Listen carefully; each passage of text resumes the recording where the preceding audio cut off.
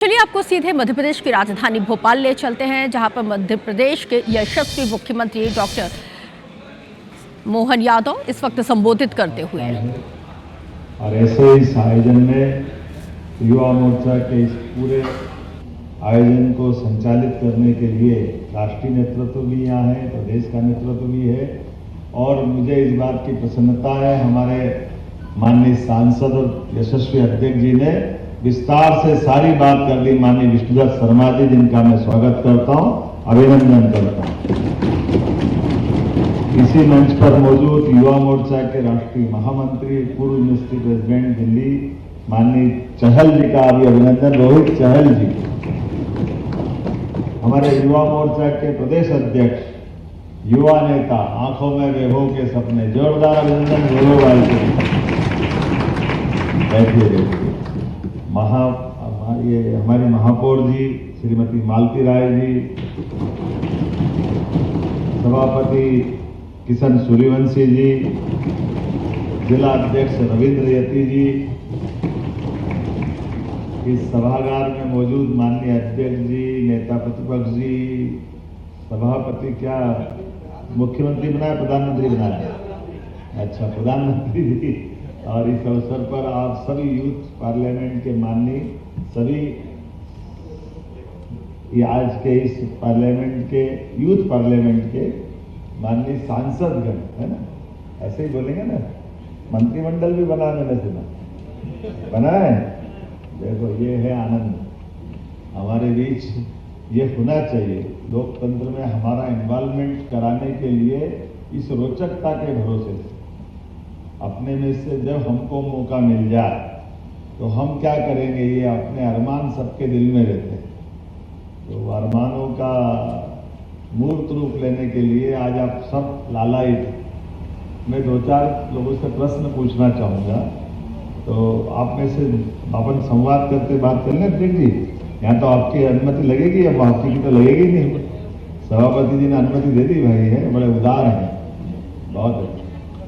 मैं ये पूछ रहा हूं कि आपातकाल के 50 वर्ष हुए और आज इस पे क्यों बात करने, क्या जरूरत है इसकी बात करने की? नेता प्रतिपक्ष से पूछ लेते।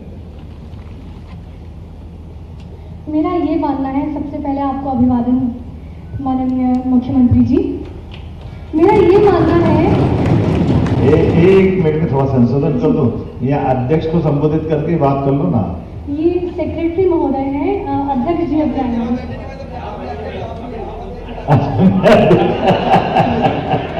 चलो माफ करना, चलो कोई बात नहीं, हम समझे आपने टेम्परेरी व्यवस्था उनके नीचे करा दी। चलिए कोई बात नहीं, बताएं। मेरा ये मानना है कि हम जब इतिहास को देखते हैं तभी हम सीख लेते हैं। तो आज अगर हम इतिहास का संशोधन करेंगे तभी हम ये सीख पाएंगे कि हमने क्या गलतियां की, हमारी सरकारों ने क्या गलतियां की, जो आगामी आने वाली पीढ़ियों को नहीं करनी है और आगामी आने वाली सरकारों को भी नहीं करनी है। धन्यवाद। मैंने प्रश्न क्या किया था, ध्यान में क्या किया था कि हम इमरजेंसी को के बारे में फिर से क्यों ये मौके पार्लियामेंट के लिए चर्चा कर रहे हैं। बहुत अच्छा, बहुत अच्छा। बैठिए आप भी बैठिए, बहुत धन्यवाद। और कौन बोलेगा? मेरा प्रधानमंत्री से पूछे, ये भी हाथ खड़ा कर रहे हैं। नेता प्रतिपक्ष हुआ तो आपका नंबर आ जाता है सब। नेता सदन तो वो तो प्रधानमंत्री तो हुए। हाँ बताएं। सभा में उपस्थित मंचासीन सभी अतिथिगणों को मेरा शत नमन, नमस्कार। मान्यवर, इमरजेंसी या आपातकाल की पे चर्चा करने की जरूरत आज हमें इसलिए है कि 1975 से 2025 तक का ये जो सफर है, इस सफर में हमारे लोकतंत्र ने कई उतार चढ़ाव दिए और इस उतार चढ़ाव को समझने के लिए और हमारे माननीय प्रधानमंत्री श्री नरेंद्र मोदी जी का 2047 तक का जो विकसित भारत का सपना है, उसको साकार बनाने के लिए जो आइडियल स्टेट है, उस आइडियल स्टेट को समझने के लिए हमको ये जानना पड़ेगा कि इमरजेंसी जैसे कानून और उनकी वजह से जो कॉन्सिक्वेंसेस हैं, उनसे हमने कैसे डील किया और हमको कैसे उनसे बचना चाहिए। अच्छा, मैं ये पूछना चाह रहा हूँ कि इमरजेंसी में हुआ क्या? जी वाले माननीय साहब 25 जून 1975 को इमरजेंसी लागू हुई, आपातकाल लागू हुआ, तो उसमें कई सारी चीजें हुई। कॉन्स्टिट्यूशन एक आधी बताओ, पहले एक ही बताओ है ना, क्या हुई? माननीय सेंसरशिप। सेंसरशिप क्या होती है, वही तुम्हें पूछना चाह रहा हूँ। माननीय हमारे संविधान ने हम सभी को एक मौलिक अधिकार दिया और वो है right to freedom of expression. मैं आज आपके समक्ष अपने मन की बात कह पा रहा हूँ, ये एक मौलिक अधिकार है जो मुझे मेरा संविधान देता है। बहुत अच्छा। पर जब इमरजेंसी लगी तो मुझसे मेरा ये मौलिक अधिकार छीन लिया गया। बहुत अच्छा, बैठिए बैठिए, बहुत अच्छा। और कौन बताएंगे क्या हुआ इमरजेंसी में? अब बीच वालों को बुला लेंगे, इन्हें नहीं बोला अभी तक, एक आधा कौन आपने से खड़ा हो जाओ। हाँ बता दो, माइक इधर दे दो। सर, सबसे पहले सभी आदरणीय महाजनों को मेरा प्रणाम। मैं एक छोटा सा सुझाव दूं, सीधे सीधे अपने मुद्दे की बात कर लो। आपने है ना अपनी जो आपको कहना है, एक शब्द में बोल दो कि आपको इस इमरजेंसी में सबसे खराब क्या लगा, ये बता दो। सर, मेरे हिसाब से जो हमारे मूल अधिकार थे, यानी कि हमारे जो फंडामेंटल राइट्स थे, उन्हें छीन लिया गया था, जिसमें अनुच्छेद 14, 19 व 21 भी शामिल थे। इसका मतलब ये है कि ना अब हमारे पास राइट टू इक्वालिटी यानी समानता का अधिकार था, ना हमारे पास फ्रीडम ऑफ स्पीच थी, और ना ही हमारे पास जीने का अधिकार यानी फ्रीडम टू लाइफ ही नहीं था। ये सब जीने का भी नहीं था। जी नहीं सर, आर्टिकल 21 तक निलंबित कर दिया। जीने का अधिकार तो थोड़ा ज्यादा हो गया। नहीं सर, बट अरे एक थोड़ा संशोधन तो कर लो बहन जी। क्या है, जीने का अधिकार जेल में दे दिया है घर से उठा के। Yes. लेकिन जीने का अधिकार तो था भैया, कोई गलत तो नहीं है। जीने का अधिकार नहीं मतलब सबको मृत्यु दंड दे दिया, ऐसा तो नहीं लग रहा ना? नहीं सर, बट जब न्यायपालिका को नहीं, कोई बात नहीं, आपके लिए ताली बजाओ, बहुत अच्छा बोल रहे हैं। अब दूसरे का नंबर आ जाए, अब जरा आपके हाथ से गया उधर जा रहा हूँ, ये तीसरे नंबर कॉलम पे इधर ले लो। जो खराब लगा वो क्या था, छोटे से मैं बोलूं, बहुत लंबी छोटी बात बोलने में थोड़ा सा ऐसा लग रहा है कि आप बहुत ज्यादा पढ़ के आए हो। पढ़ के तो बहुत अच्छा है, लेकिन अब अपने मन की बात बता दो। सर, मुझे लगता है कि बहुत बड़ी गलत चीज ये हुई थी कि नसबंदी हो गई थी, तो बहुत गरीब लोगों से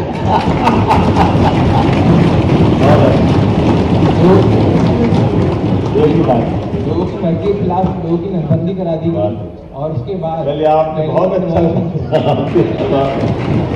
ये इसने ठीक कहा कि नसबंदी यानी जनसंख्या नियंत्रण एक विषय हो सकता है, लेकिन जनसंख्या नियंत्रण के आधार पर कई लोगों के साथ जो अन्याय कर दिया वो बहुत बड़ा विषय बना था। उस समय मैं आपको अभिनंदन करता हूँ। लोग मजाक भले समझ रहे, लेकिन तुमने अच्छा विषय उठाया, कोई बात नहीं, बहुत अच्छा। क्या नाम था आपका? आनंद, वाह बहुत अच्छा। और इधर किसको दे रहे हैं? एक कुर्ता पजामा ले रहा, नेताजी को लाओ अच्छे सामने, बहुत अच्छा। मान्यवर, जो सबसे गहरा और सबसे इम्पोर्टेंट विचार जो था इमरजेंसी में जिसका उल्लंघन हुआ वो था जुडिशरी का कॉम्प्रोमाइज हो जाना। मानिए कि अगर सरकार कोई फैसला लेती है उस पर आपको जस्टिस कौन देगा? जुडिशरी। पर जब जुडिशरी कॉम्प्रोमाइज हो गई इमरजेंसी में तो ये साफ था कि आपको न्याय नहीं मिलने वाला है। नहीं तो कैसे हुई, ये कुछ उदाहरण दे दो ना, क्या हुई? मान्यवर, सबसे पहले तो जब केशवानंद भारती जी का केस हुआ उसमें जब सरकार को फैसला रास नहीं आया तो इसमें बेसिक स्ट्रक्चर डॉक्ट्रिन दिया गया, जिसमें कोर्ट्स को यह अधिकार था कि वो उन कानूनों को निलंबित कर सकते हैं जो संविधान में जो पार्ट 3 है हमारा। बहुत अच्छा, बैठ जाओ, है बहुत अच्छा। अब आगे बताओ भैया, कौन बोलेगा? अरे आप थोड़ी बोलोगे, आप तो सचिव हो। चलो इनसे भी पूछ लो यार एक बार, चलो ले लो। सर, एक जरा क्या हो रहा है कि थोड़ा आप अपने उसमें आ जाओ, मौलिक बातचीत में एक आध शब्द में बात कर लोगे तो कई लोगों से बुला लूंगा, नहीं तो क्या होगा कि बड़ी लंबी भाषण देने में वो विषय कम हो जाता है। तो एक आपको जो सबसे खराब लगा वो बात आपातकाल के दरमियान, वो थोड़ा बता दो क्या है? महोदय, जब आर्टिकल 300 मानने की बात की जाती है, लेकिन उसमें 3 बिंदु थे। उन 3 बिंदुओं में से किसी एक भी बिंदु पर उस समय चर्चा नहीं गई गई। लेकिन उसके बाद भी उस समय इमरजेंसी लागू कर दी गई। ये सबसे घिनौनी बात मुझे लगी। बहुत कोई बात नहीं। और आगे कौन बता रहा है? अरे खड़े होकर थोड़ी, बैठ के हाथ करो ऊपर। हाँ,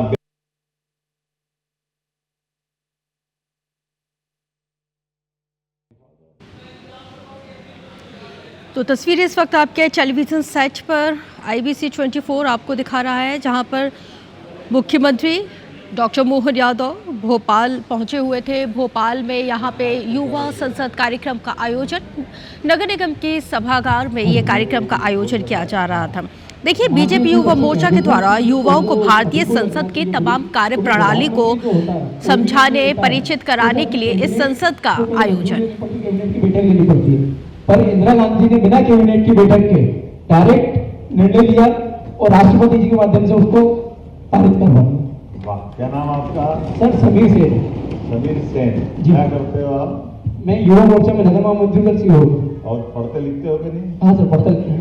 तो क्या करते हो वो भी तो बता दो। पॉलिटिक्स से करा था मैंने भी। बहुत ठीक है। बहुत अच्छा, धन्यवाद। बहुत अच्छा। और आगे? सर नमस्कार। सर यहाँ पीछे अंतिम पंक्ति वाला व्यक्ति। अरे तुम का अंतिम वाले बैठो, अभी जब तुम बड़े पक्के नेता हो। चलो बोली दो यार, कोई बात नहीं। नाम बता दो। सर मेरा नाम विवेक भास्कर है, मैं निवाड़ी जिले से आया हूँ, जहाँ सर आपको कल जाना है। अरे वाह यार, सर पक्की तैयारी से आए हो। अब तुमसे संभल के बात करना पड़ी, कल मेरा घेराव मत कर लेना। सर मेरा मानना ये है कि व्यक्तिगत स्वार्थ को देश में आंतरिक अशांति बता देना ये देशद्रोह था, और इस द्रोह के कारण के आपातकालीन जब इस देश पर लगाया गया तो इस देश में एक बहुत बड़ी विसंगति ये हुई कि जिन लोगों ने इस देश की आज़ादी का स्वप्न अपनी आंखों से देखा था, उन्हीं लोगों को जेल में बंद कर दिया गया, उनके साथ क्रूरता की गई, बर्बरता की गई, नसबंदी हुई, और जो इस देश अरे रे भाषण लंबा हो गया। सबसे खराब क्या लगा ये बता दो एक शब्द में। सर मुझे सबसे खराब ये लगा कि नसबंदी हुई और संविधान। अरे वो तो हो गई पहले ही, अब तो आप जैसा आगे बढ़ाओ। दूसरा आप और कोई जो विषय छूट गया वो बताओ। सर एक अतिरिक्त आग्रह ये कर रहा हूँ। अब हो गया, आप तो कोई आपको एक आध आइटम बताना तो बता दो। देखो प्रधानमंत्री जी आपके दल के लोग मानते ही नहीं है। सर मेरे जिले में विधि महाविद्यालय हो जाए, मेरा आपसे अंतिम आग्रह है सर। अरे ये कहाँ से हो गया बीच में? ये विधि महाविद्यालय हो गया।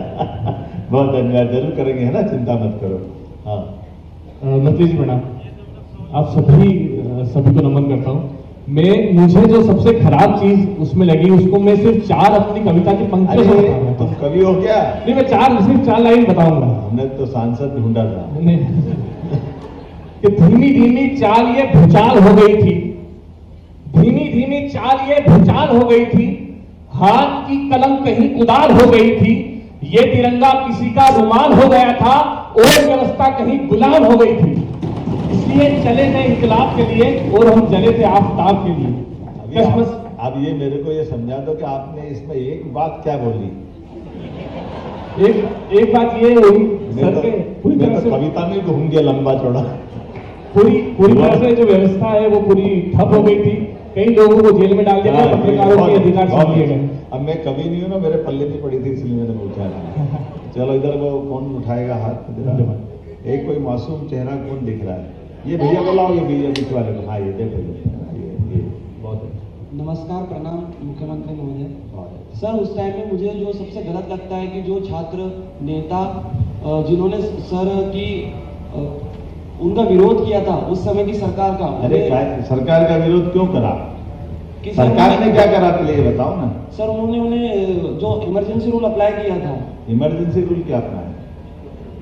सर बोलने की जो आजादी होती है वो छीन ली। ये तो इतनी बार बोल लिया सब। दूसरा कोई विषय बताओ जो। जी सर, जो उनको जेल में बंद कर दिया गया था सर, वो गलत था छात्रों को। अच्छा, जो खुले थे उनके लिए क्या कर रहे थे? जेल में बंद कर दिए तो ठीक है, लेकिन जो खुले थे उनके लिए भी कुछ था ना। कोई बात नहीं, चलो है ना, आगे बताओ। और कोई भी? हाँ ये, हाँ बहुत देर हो गई, जरा बहन जी बुला लो।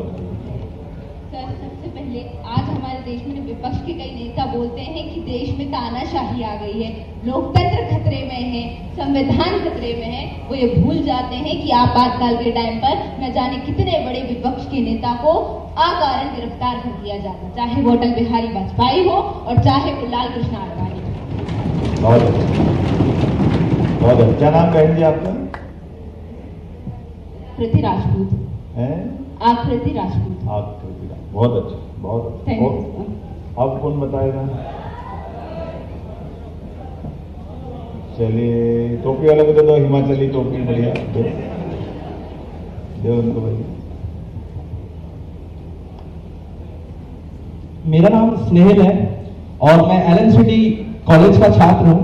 सर, जो सबसे बुरी चीज मुझे लगी वो ये लगी कि इलाहाबाद हाई कोर्ट ने जब फैसला दे दिया कि आपने माल प्रैक्टिसेस का यूज किया है, जैसे कि विष्णुदत्त जी शर्मा जी ने बताया कि माल प्रैक्टिसेस का यूज करने के बाद भी आपने अपनी तानाशाही चलाई और बिना सोचे समझे इमरजेंसी लागू कर दी। ये कहीं से कहीं तक मुझे सही नहीं लगा और इसी के कारण बहुत सारे कॉन्सिक्वेंसेस हुए। तो ये वो बात थी जो मुझे सबसे बेकार लगी। बहुत अच्छा। अब जरा खत्म होने वाला आ गया नंबर, एक आध आखिरी कौन बताएगा? तो टास्क कराएं क्या?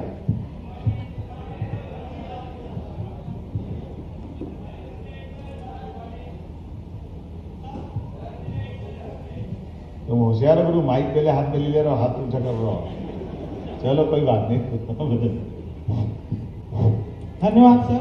सर, सबसे बुरा मुझे ये लगा कि सर, जिस मीसा एक्ट के तहत लोगों को गिरफ्तार करके जेल में डाला जा रहा था और आज के कुछ जो राजनेता हैं कांग्रेस के साथ मिले पड़े हैं, वो जो जैसे लालू प्रसाद यादव अपने बेटी का नाम मीसा रख दिए और आज उसी कांग्रेस के साथ वो बैठ के सरकार और सत्ता चलाते हैं, तो ये बहुत बुरा चीज लगा। बहुत अच्छा। क्या नाम आपका? बहुत अच्छा। सर, मेरा नाम अविनाश पांडे, मैं बिहार औरंगाबाद से। बहुत अच्छा, जब पक्के वाले हो। बहुत अच्छा, बहुत अच्छा। अरे भैया, अब तो टाइम खत्म हो गया है। एक लास्ट वन। तुम्हारा लास्ट के बाकी का सबका। नहीं सर, एक इंसिडेंट बताना चाहूंगा। इंस्टेंट नहीं, फिर जो सबसे खराब लगा वो बता दो। सर, एडीएस में सर, जब सुप्रीम कोर्ट में सर एक जज ने जुडिशियरी सिस्टम में जब ये पूछा जर्नल से कि अगर किसी की हत्या कर दी जाती है कारावास में या गिरफ्तारी के समय इमरजेंसी में, तो वो भी कोई मुकदमा नहीं कर सकता सरकार के ऊपर। तो मतलब अगर गिरफ्तार कर लिया गया इमरजेंसी के समय किसी पॉलिटिशियन को, तो उसकी हत्या की जा सकती थी और निर्दोष लोगों की हत्या की जा सकती थी। एवं नसबंदी जो तो हो गई, आगे बढ़ो। सर, एक जो छूट गया वो बताओ। सर, जो मानव अधिकार थे उन्हें छीन लिया गया। बहुत सर, मैं बताऊं सर, जो मीडिया के अब मर्जी से नहीं बोलना। सर, मैं बताऊं। चलो, आखिरी बहन को हमारी बुला लेते हैं, आप माइक दे दो। अरे माइक ले लो भैया, इधर आप जरा मैदान में ले आओ। सर, मैं एक लाइन प्लीज बोलना चाहूंगा। अरे उनको तो बोल, एक मिनट, जरा अनुशासन का भी पालन कर लो। बेटा इधर माइक मत ले जाओ, उधर जरा दुनिया कौन सी में है।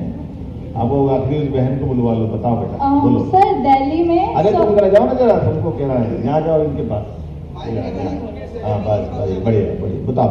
सर, दिल्ली में सौंदर्यीकरण के नाम पे जो सत्ता के युवराज थे, उन्होंने प्राइड प्रोजेक्ट के नाम पे लाखों लोगों को बेघर किया था और उनकी हत्याएं भी की गई थी। ये देखो साहब, बहुत अच्छा, बधाई आपको। आपका नाम बताना है? सर, वंशिका। वंशिका, बहुत अच्छा, अच्छी बात हुई, बधाई आपने, बहुत बढ़िया। मैं आज के इस अवसर पर इस यूथ पार्लियामेंट के लिए आप सबका स्वागत करता हूं, अभिनंदन करता हूं। और देखो, आप सबको मालूम था हमारा भाषण का 90% काम आपने पूरा कर दिया। मैं कुछ बोलूं उसके पहले आप सबको मालूम है। ये जो अंदर की बात है, अब इसमें से जो 2-3 चीजें छूटी है, केवल वही मैं बोलूंगा। जैसे आज के इस समय में अगर आज आपातकाल होता तो क्या होता, इससे चालू करो। आपके हाथ में अखबार नहीं आता, ध्यान में आया? इलेक्ट्रॉनिक न्यूज चैनल पे समाचार नहीं आते, आकाशवाणी पे समाचार नहीं आते, सोशल मीडिया, इंटरनेट, जिस किसी को तुम क्या क्या चैट जीपीटी और क्या क्या करते रहते हो, वो सब खाली हो जाता है। अंदाज लगा लो कि अगर आज आपातकाल होता, उस दौर में समाचार पत्रों की लाइन काट दी, पेपर नहीं छपना चाहिए, आकाशवाणी पे समाचार उनके द्वारा जो बोला वही बोले, बाकी सब समाचार बंद। सारे प्रकार से जो अभिव्यक्ति की जो आपकी जो मोबाइल से मोबाइल पे बात कर रहे हो आप, वो मोबाइल भी पहले वो सुनेंगे तो आपको आपके मित्र तक जाने देंगे लाइन। अगर आप फोन पे भी आप बात कर रहे हो तो फोन पे भी आपकी लाइन कट हो जाएगी और आपको बंद कर दिया जाएगा। कल्पना करो कि वो कौन सा दौर है। और ये सब क्यों हुआ? ये इसलिए हुआ कि केवल एक मेयर जो तत्कालीन प्रधानमंत्री जी थी, उन्होंने एक चुनाव में अपना भ्रष्ट आचरण किया। चुनाव के लिए गलत सलत तरीके से चुनाव जीत गए। अब चुनाव जीत गए तो लोकतंत्र में क्या होता है? पिटीशन लगी, राजनारायण जी हार गए और उनने सुप्रीम हाईकोर्ट में इस बात को सिद्ध किया कि ये तत्कालीन प्रधानमंत्री ने जो चुनाव लड़ा उसमें उनने सारी नैतिकता ताक पे रख करके सारे प्रशासन का उपयोग करके ये चुनाव जीत गई। अब ये केवल हमको समझने की जरूरत है। अगर ये हुआ है और कोर्ट उसको 3 साल सुनने के बाद इंदिरा गांधी जी के भी तर्क सारे सुने, राजनारायण जी के तर्क भी सारे सुने और विद्वान न्यायाधीश ने फैसला दिया कि ये मुकदमे में जो शिकायत की गई थी वो सही पाई गई, इसलिए प्रधानमंत्री जी का ये चुनाव में चुना जाना ये अवैधानिक है। अब इसमें क्या गलत था? कुछ गलत था क्या? लेकिन ये जो बात आई है कांग्रेस और कांग्रेस के नेताओं की, ये इनके जीन्स में है। अंबेडकर जी ने संविधान बना करके वो सारी बातें जोड़ करके कही थी कि इस संविधान में तो सब कुछ है, इसका पालन करना चाहिए, लेकिन ये पालन करने वाले हाथ में अगर वो गंदे लोग हो जाएंगे तो इस संविधान का फिर कुछ नहीं कर सकते। संविधान को पालन करने वाले, लागू करने वाले ही करप्ट हो जाएंगे, गलत हो जाएंगे तो फिर कुछ नहीं कर सकते। और ऐसा ही हुआ। संविधान में तो न्यायालयों को भी स्वतंत्रता थी। लोकतंत्र के अंदर संविधान की इस व्यवस्था के भावना के आधार पर तो मुकदमा चला था। तो 12 तारीख को तो मुकदमा का फैसला आया, लेकिन 12 तारीख से लेकर 25 तारीख तक पूरे देश में आंदोलित हुए। आप बताइए, कोई फैसला करे कोर्ट कहीं भी तो उसको लागू होने में कितनी देर लगना चाहिए? सूर्यास्त नहीं होना चाहिए। हाँ, ये अलग बात है कि आप उसकी सुप्रीम कोर्ट में अपील करते हैं, आप कुछ और सोचते हैं। आपने वो कुछ नहीं किया। आपने उस फैसले को, फैसला देने वालों को और पूरे देश को अपनी दादागिरी से आपातकाल डिक्लेयर किया। अब आपातकाल करने के लिए भी, इमरजेंसी के लिए हमारे फेडरल सिस्टम है, संघीय पद्धति है। अर्थात इस देश के अंदर 2/3 राज्य सरकारें अगर उसको प्रस्ताव को भेजेगी तब इमरजेंसी लगती। किसी राज्य सरकार ने कोई प्रस्ताव नहीं भेजा, उनकी खुद की कैबिनेट के लोग भी नहीं आए और सुबह 6 बजे ऐसे ही जाकर के अपने कैबिनेट फर्जी बता करके और राष्ट्रपति से साइन करके लागू करा दिया। और लागू करने के बाद वो तांडव किया गया जो आप सबने बताया, उसका मुलम्बा कुछ भी चलाया। तो ये अगर मूल रूप से संविधान को न मानने वाला संविधान की आत्मा के साथ हत्या करने के बराबर हुआ कि नहीं हुआ? तो ये जो उस समय हुआ कि आज भी अगर अपने सारा लोकतंत्र जिंदा कैसे रहता? प्रेस मीडिया जिंदा होना चाहिए, सोशल मीडिया जिंदा रहना चाहिए, ये तमाम प्रकार की जुडिशरी जितनी कोर्ट है वो सब अपनी स्वतंत्रों को फैसले दे दे। उन्होंने तो और आगे बढ़ के निर्णय किया। अगर उनके निर्णय के लागू होते कि भविष्य में कोई भी कोर्ट, सुप्रीम कोर्ट के, हाई कोर्ट के किसी भी दायरे में प्रधानमंत्री का पद नहीं आएगा, उनसे भी ऊपर हो जाएंगे तो भगवान हो जाओगे आप। जब कोर्ट से भी ऊपर होगा तो भगवान ही होगा, क्या बचा? अब आप बताओ, अगर ये सब होता तो लोकतंत्र जिंदा रहता क्या? और इसकी लड़ाई लड़े हमारे सभी नेता ने, सारे नेतृत्व करता, हमारे अटल बिहारी वाजपेयी जी से लेकर आडवाणी तक सारे, और केवल राजनीतिक दल नहीं, राष्ट्रीय स्वयं संघ से लेके सारे लोग जो लोकतंत्र के लिए, तो ये केवल 22 साल में हो गया। 47 में देश आजाद हुआ, देश आजाद होने में 1000 साल की गुलामी लगी थी, और 1000 साल की गुलामी को 22 साल के अंदर ही कांग्रेस ने कहां पहुंचा दिया था। अब अपने देश और देश के आसपास की तरफ देखो निगाह डाल के, अगर हमारे लोग वो लड़ाई नहीं लड़े होते तो आज पाकिस्तान में क्या हो रहा है, बांग्लादेश में क्या हो रहा है, श्रीलंका में क्या हो रहा है, पूरे देश और दुनिया के आसपास की निगाह डालोगे तो आपको तुलना मिल जाएगी। हमने ये जो लड़ाई लड़ी है, ये भाजपा, जनसंघ, संघ सबने मिलकर सच्चे अर्थ में लोकतंत्र की लड़ाई है। और अब उसका आगे देखो, ये जो हमने उस समय देखा था, उनके वंश के आगे बेटे क्या करते हैं, 3 तलाक का फैसला हुआ है, बहनें बैठी है यहाँ पर, कोई भी बेटी का विवाह होके जाए, 2 बच्चे 3 बच्चे हो जाए, वो केवल तलाक करे, वो बाय बाय हो जाए, कितना खराब निर्णय है। जिस माँ बाप की बेटी घर से जाती है, उसकी आत्मा से पूछो, जिस बेटी पे गुजरे उसके ऊपर बीती बात क्या होगी। लेकिन दुर्भाग्य के साथ कहना पड़ रहा है, ऐसे खराब कानून को आमतौर पर मान के चले पॉलिटिकल पार्टी डिसाइड नहीं कर पाती, तो कोर्ट ने निर्णय कर दिया, सुप्रीम कोर्ट ने। लेकिन सुप्रीम कोर्ट के लिए गए निर्णय को भी बदलने का पाप किसने किया? इंदिरा गांधी जी के बेटे ने किया, वर्तमान के नेता प्रतिपक्ष के पिताजी ने किया। वही लाइन है, जो मां कर रही वो बेटा कर रहा, और बेटे का फिर बेटा कर रहा है। आप राहुल गांधी जी क्या कर रहे हैं, वो भी उसी लाइन पे चल रहे। मनमोहन जब पक्ष में थे तो क्या कर रहे थे, पक्ष में थे तो वही कर रहे थे। मनमोहन सिंह जी चुनी हुई सरकार के प्रधानमंत्री, दुनिया का सबसे बड़ा लोकतंत्र भारत, और उसकी पार्लियामेंट्री वोट के आधार पर सर्वाधिकार संपन्न कैबिनेट ने निर्णय किया। उस कैबिनेट के निर्णय को फाड़ करके मनमोहन सिंह के मुंह पे फेंकने का काम कौन कर रहे हैं? वापस वही कांग्रेस के लोग कर रहे हैं। और इनके माध्यम से अब फिर दूसरी नाटक, जब अपोजिशन में आ गए तो संविधान खतरे में, क्योंकि इनके भ्रष्टाचार के आरोप लगे। तो जो दादी ने नहीं माना था, वापस ये कह रहे हैं। जब इन पे ये आरोप चल रहे हैं और सब पे जब जमानत के मुकदमे चल रहे हैं, तो ये कह रहे हैं कि तानाशाही हो गई, तानाशाही हो गई कि लोकतंत्र आ गया। आपके को छोड़ता हूं, तानाशाही आई है। अगर कोर्ट, तो कोर्ट के लिए तो सब बराबर है, राजा हो या रंग, अपोजिशन वाला हो या पक्ष वाला, सबके लिए बराबर है। अगर उन पे मुकदमे चल रहे हैं तो ये मोदी जी गलत कर रहे हैं क्या? लोकतंत्र में होना चाहिए कि नहीं होना चाहिए? और बताओ, ये चुनाव हार गया तो मशीन खराब, और चुनाव जीत जाते यहां तो ठीक है, वहां गड़बड़ है।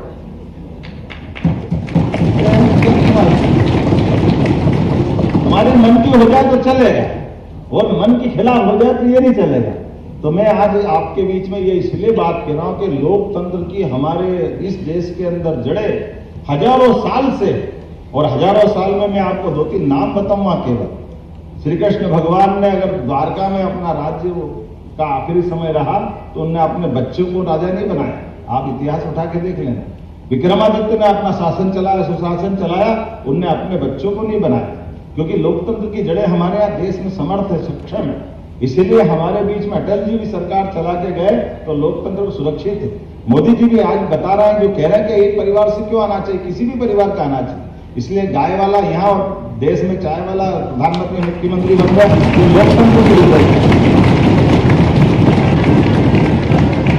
तो आज अपने ये युवा संसद के माध्यम से, आप सबके माध्यम से, आज भले आप प्रतीकात्मक रूप से विभिन्न पदों पे विराजमान हैं, मैं आपको शुभकामना देता हूं। अपने अपने योग्यता और क्षमता से चलो। पार्लियामेंट का द्वारा दिया गया कानून प्रदत्त अधिकार माननीय प्रधानमंत्री के नेतृत्व में लोकतंत्र भी सुरक्षित है, संविधान भी सुरक्षित है, और आपके माध्यम से भारत अनंत यात्रा पे आगे बढ़ता रहेगा, दुनिया के अंदर अपनी उपस्थिति दर्ज कराता रहेगा। मेरी अपनी ओर से युवा मोर्चा के इस बहुत अच्छे आयोजन को बधाई, बहुत बहुत धन्यवाद। भारत माता की जय।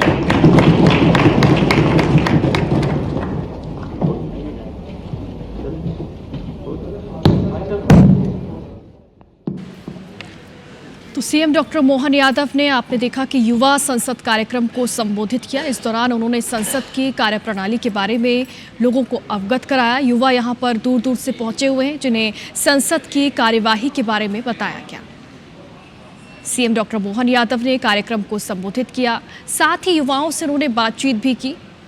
इस कार्यक्रम में जो युवा पहुंचे हैं वो संसद की कार्यप्रणाली और उसकी कार्यवाही से संबंधित बातचीत भी करेंगे इस कार्यक्रम में और संसद की कार्यवाही किस तरीके से संचालित की जाती है इसके बारे में जानकारी इस दौरान इस कार्यक्रम में दी जाएगी।